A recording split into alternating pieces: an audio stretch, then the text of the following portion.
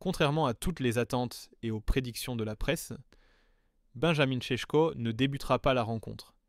C'est un choix fort de la part de Ruben Amorim qui souhaite de toute évidence lui laisser le temps de s'intégrer et le préserver d'une pression excessive pour ses débuts. Jetons un œil rapide à la composition de Manchester United qui s'organise dans son habituel 3-4-2-1. Dans les buts, Onana n'étant pas encore prêt, c'est Bayindur qui est titularisé. La défense à 3 est composée de Luke Shaw de Ligt et Yoro. Au milieu, on retrouve le double pivot Bruno Fernandes, Casemiro.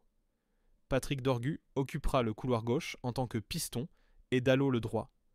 Enfin, le trio offensif sera animé par Mason Mount, Bryan Mbeumo et Cunha. Du côté d'Arsenal, pas de surprise, la composition est celle que nous avions anticipée dans notre analyse d'avant-match. Les Gunners se présentent en 4-3-3, un système qui peut évoluer en 4-2-3-1. Raya est bien dans les buts. La défense à 4 est formée par Ben White à droite, Calafiori à gauche et la charnière centrale Saliba-Gabriel. Dans l'entrejeu, on retrouve le duo Wright-Zubimendi avec le capitaine Martin Ødegaard positionné un cran plus haut.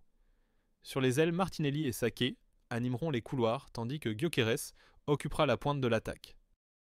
À la 13e minute sur un corner pour Arsenal, Saliba, très intelligemment, vient se placer juste devant le gardien Bayindur, le gênant considérablement dans sa prise de balle.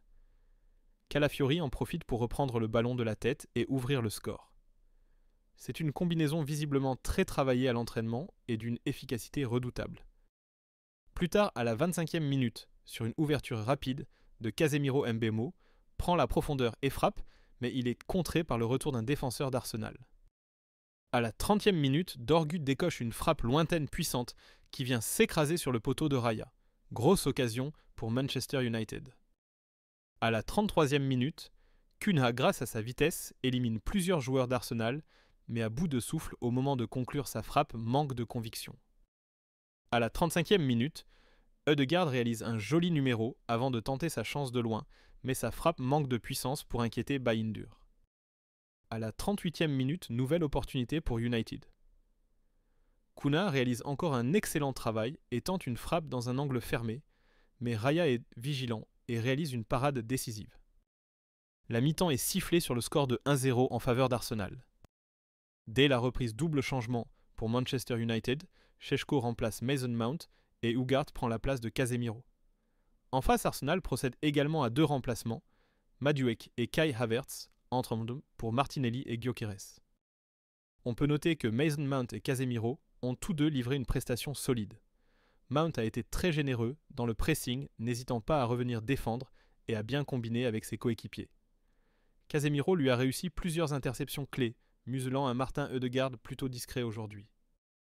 À la 55e minute, sur une relance du gardien Bruno Fernandes, réalise un contrôle magnifique et lance Mbeumo en profondeur, mais ce dernier est stoppé, juste avant de pouvoir armer sa frappe. À la 69e minute, Cunha s'offre une nouvelle percée, éliminant 2 joueurs d'Arsenal avant de servir Mbeumo dans de bonnes conditions. Malheureusement, ce dernier ne parvient pas à se défaire de son vis-à-vis. La charnière centrale d'Arsenal a été impériale dans les moments décisifs. À la 72e minute, sur un excellent centre de Patrick Dorgu Mbeumo, place une très bonne tête, mais David Raya se détend parfaitement pour capter le ballon. Šeško, depuis son entrée, n'a pas encore réussi à se mettre en évidence.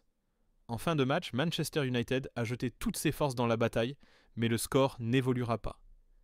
Défaite frustrante, 0-1, mais la performance globale reste très encourageante.